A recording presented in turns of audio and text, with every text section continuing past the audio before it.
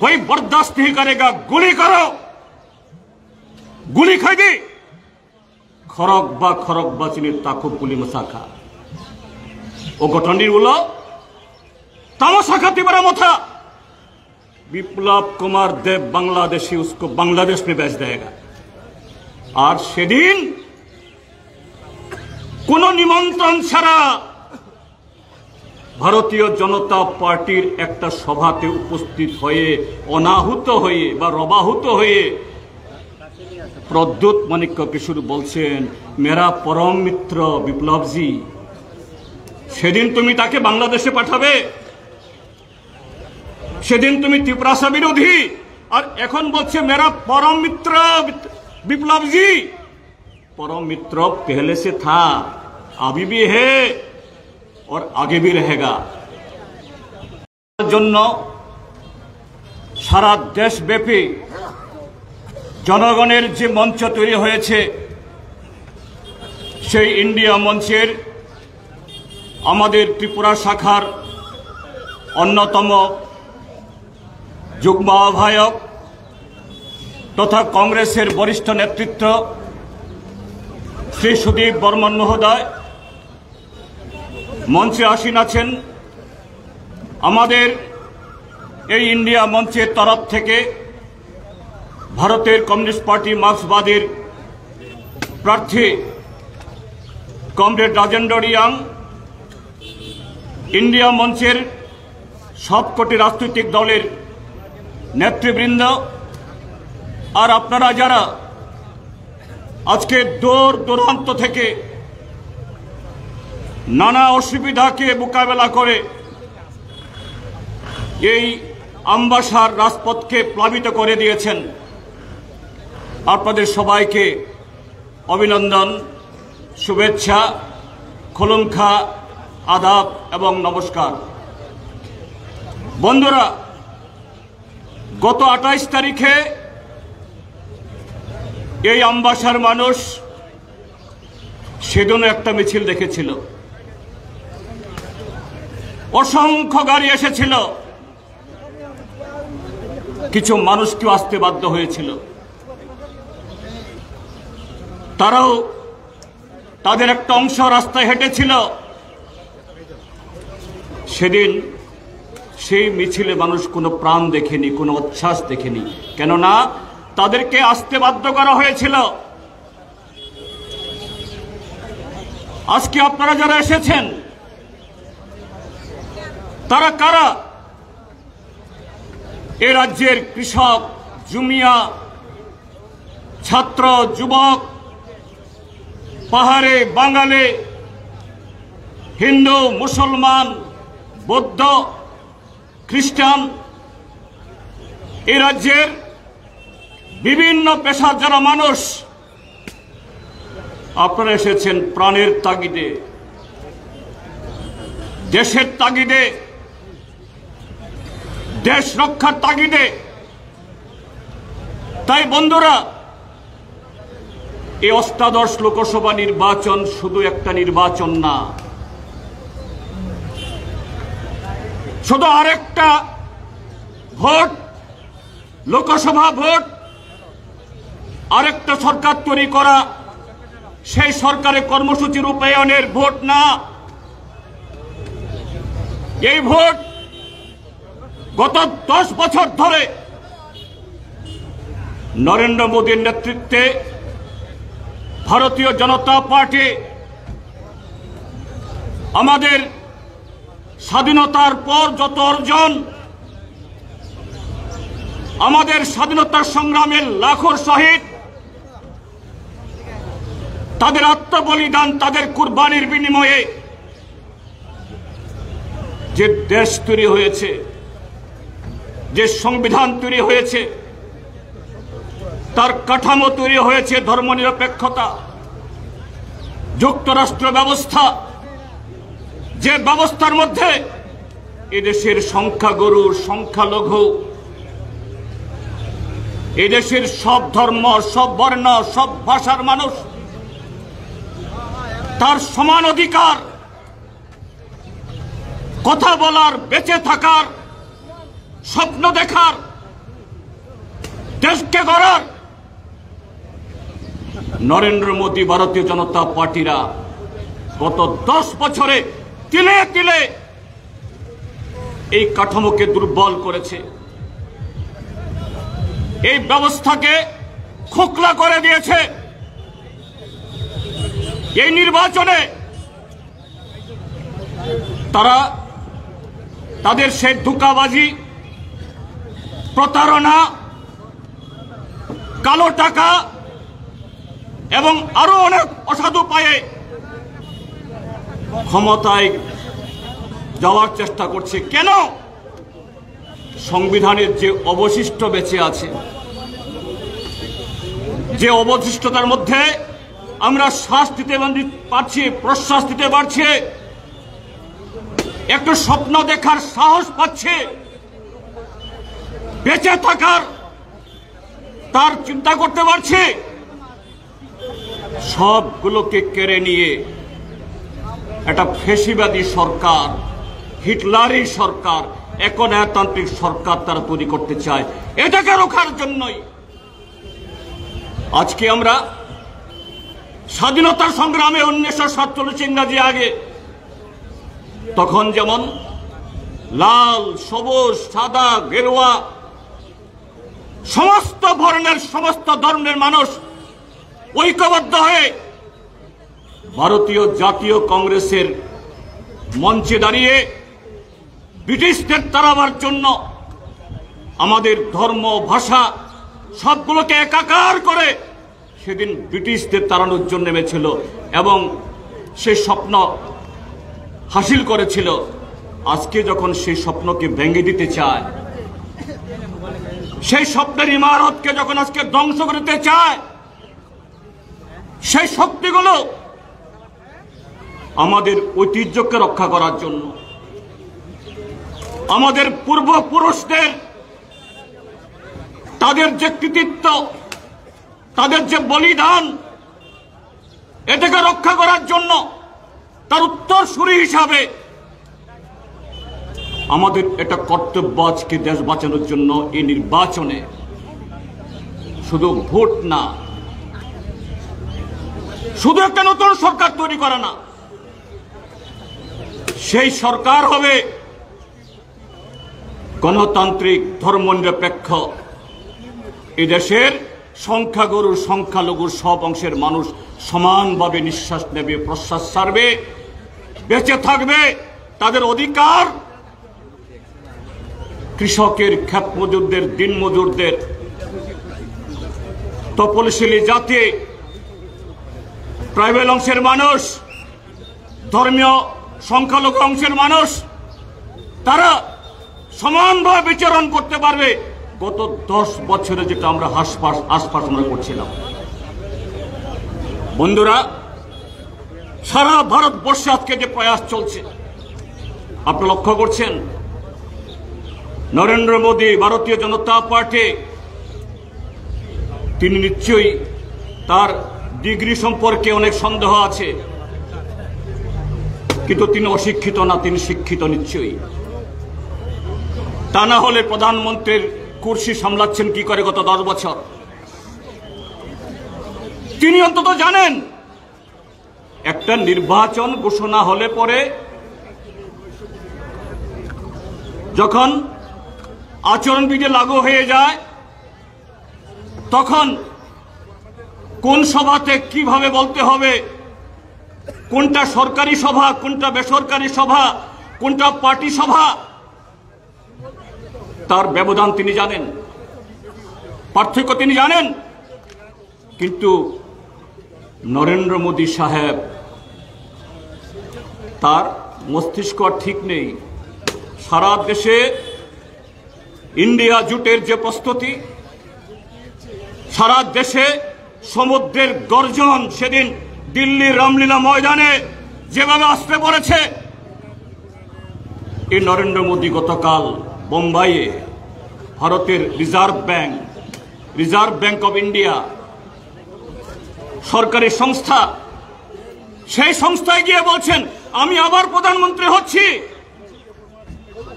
100 দিন বাদে নতুন কর্মসূচি করছি, 400-র বেশি আসন পাচ্ছি।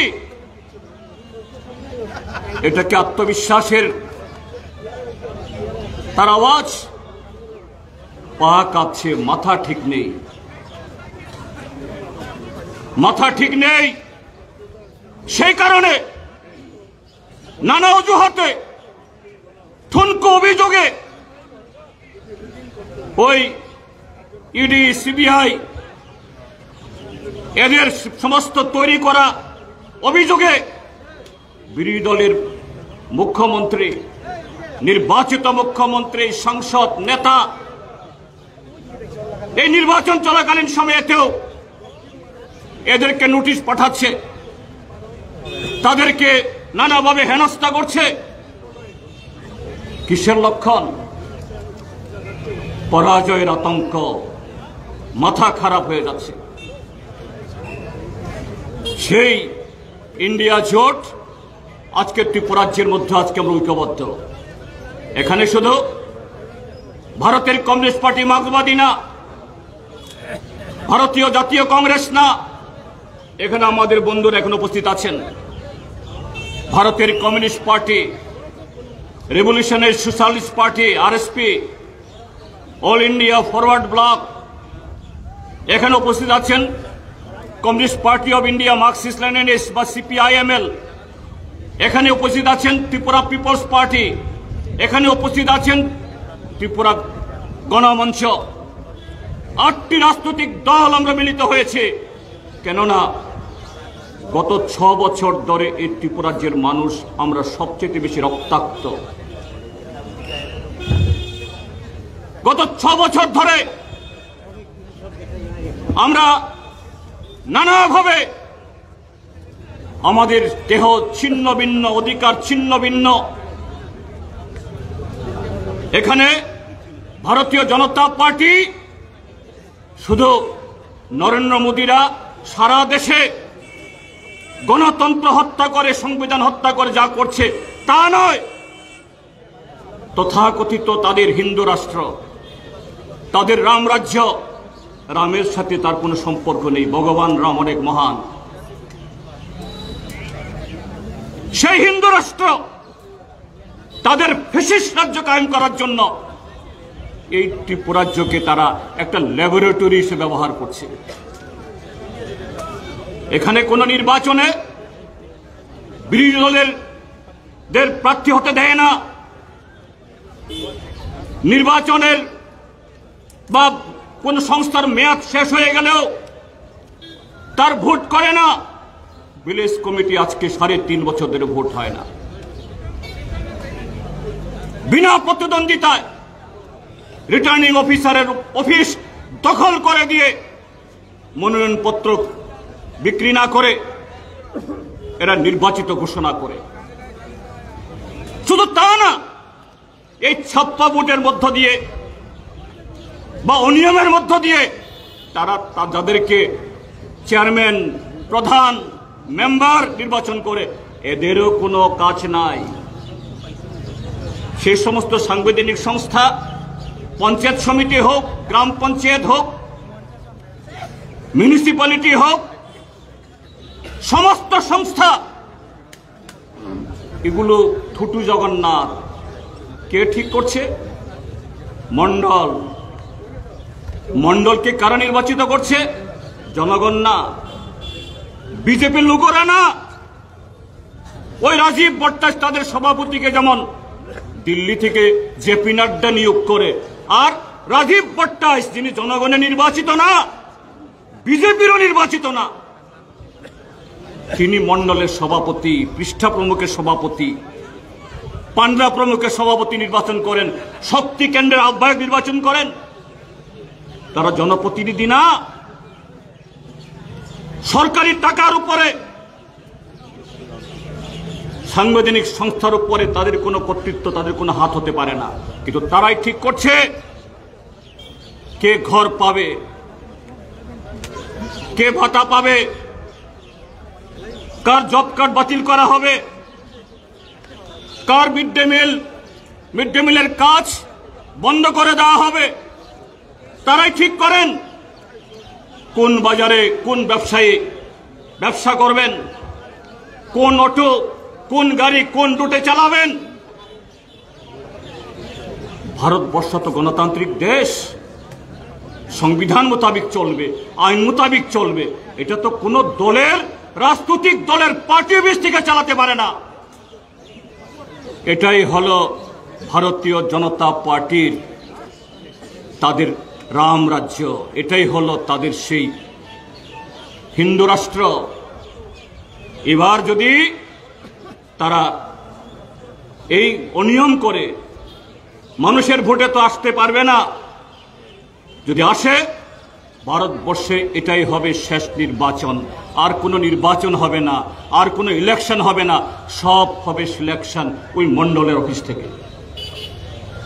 কাজী বন্ধুরা, এই নির্বাচন শুধু ভোট দেওয়া না, দেশ রক্ষার, স্বাধীনতা রক্ষার, আত্মসম্মান এবং আমাদের দেশের ভারত মাতার তার শির, তার মাথাকে আরো সোচ্চ তুলে ধরার জন্য।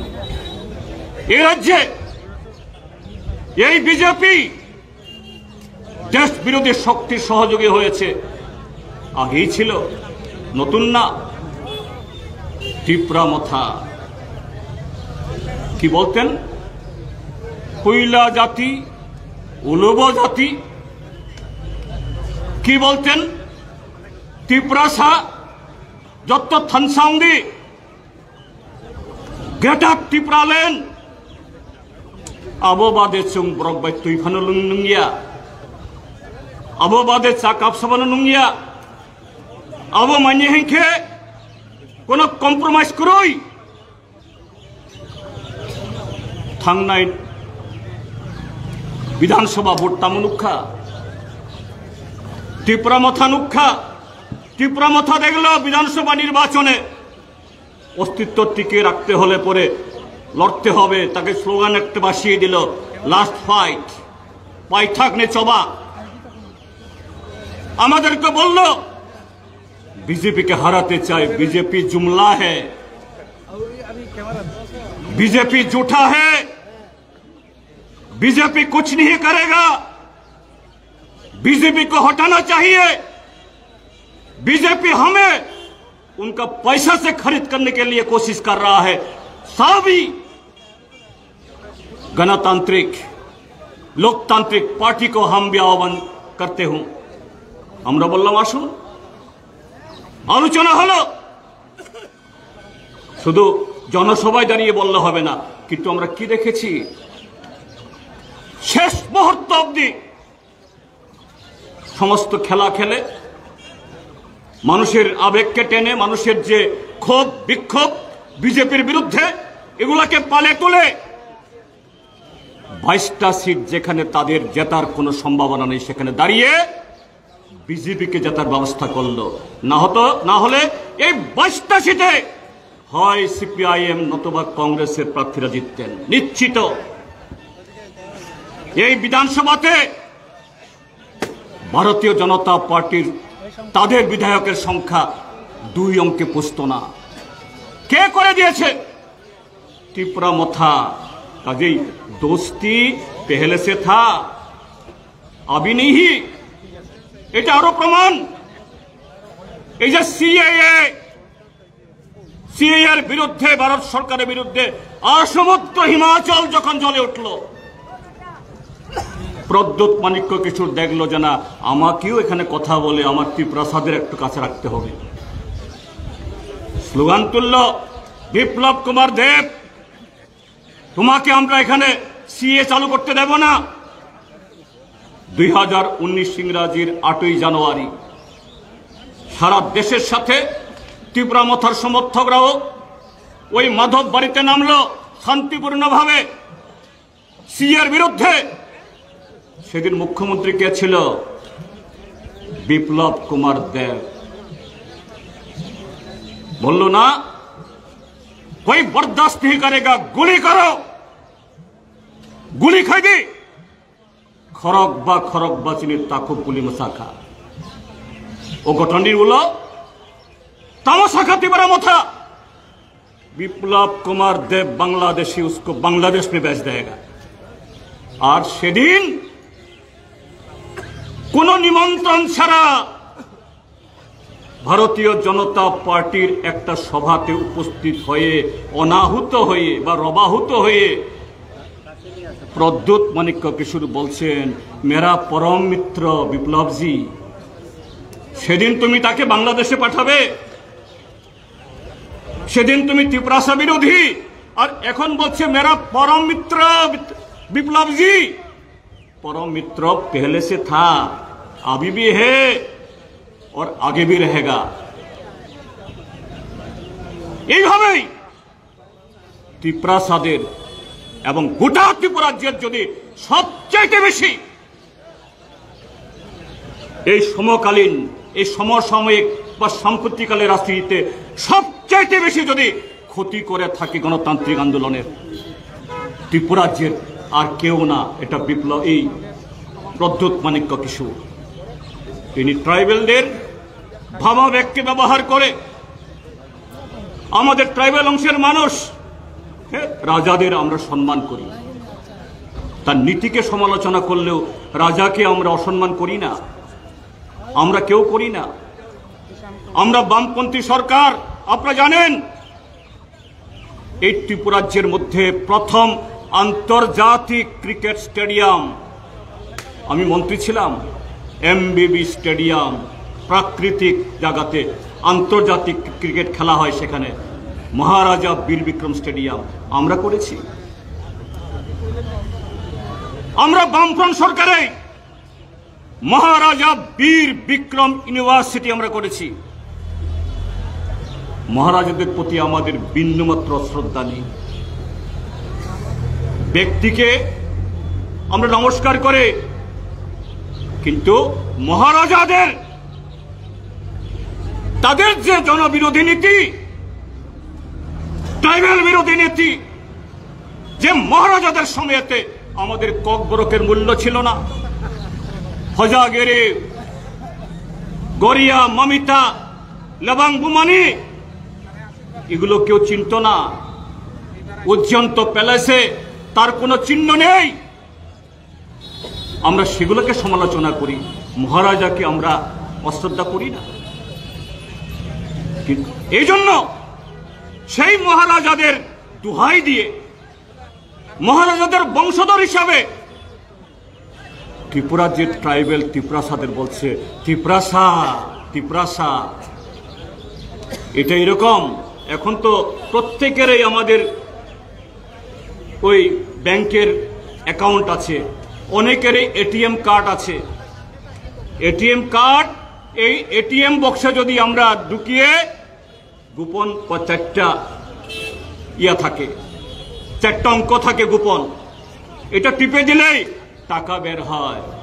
আর ত্রিপুরা মথা এই ত্রিপুরাসাদের মনে করে এটিএম, আর থানসা হলো তাদের পাসওয়ার্ড।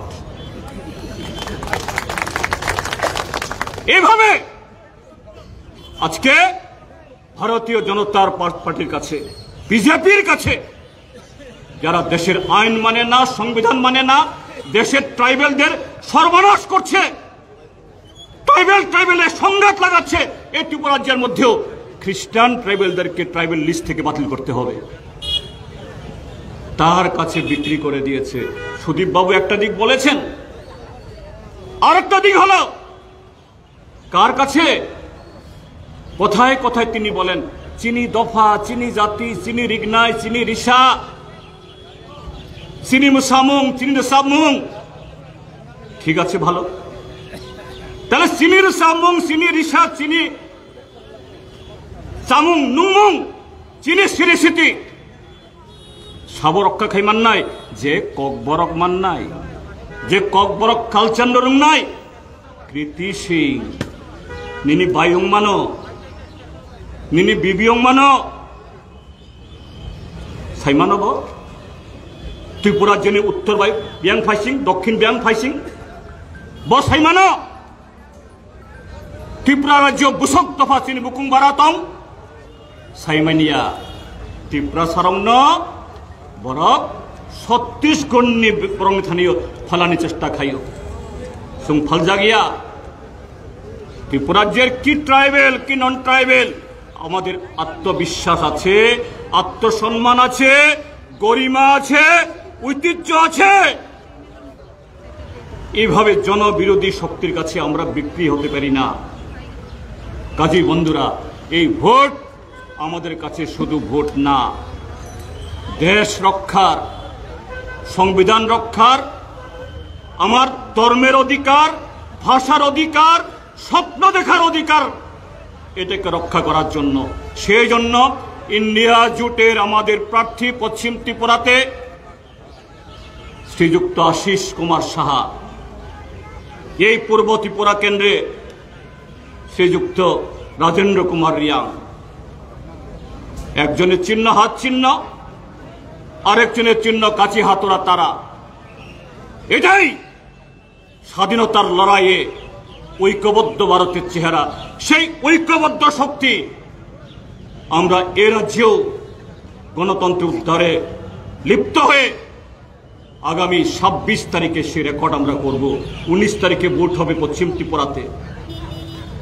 আপনারা সামিল হয়েছেন, ঘরে ফিরে যান, ১ ইঞ্চি মাটি ছাড়বেন না, ১ ইঞ্চিও না। এদের পক্ষে যারা আছে তারা হলো কালো টাকায় কিছু ফুলে ফাঁপা লোক। আজকে ভারতীয় জনতা পার্টি শুধু দুর্নীতিবাজ আমার আপনার অভিযোগ না, ভারতের সর্বোচ্চ আদালত সুপ্রিম কোর্ট বলে দিয়েছে তারা যে প্রায় ১২,০০০ কোটি টাকা তুলেছে, সব হলো বেআইনি পথে, অসাংবিধানিক পথে। ভারতীয় জনতা পার্টি আজকে এই পৃথিবীর মধ্যেই সবচেয়ে দুর্নীতিবাজ পার্টি। এই দুর্নীতির কাছে বিজেপির ভেতরেও যারা দেশপ্রেমিক আছেন, নিষ্ঠাবান আছেন, তাদেরকে অনুরোধ করব, তাদের কাছে ভাড়া খাটবেন না, পাপ হবে, ভবিষ্যতের কাছে জবাবদেহি হবেন। কাজে আগামী সেই সংগ্রামের জন্য সবাই তৈরি হন, এই আহ্বান জানিয়ে আমার বক্তব্য শেষ করছি। সবাইকে নমস্কার, খুলুমখা, আদাব।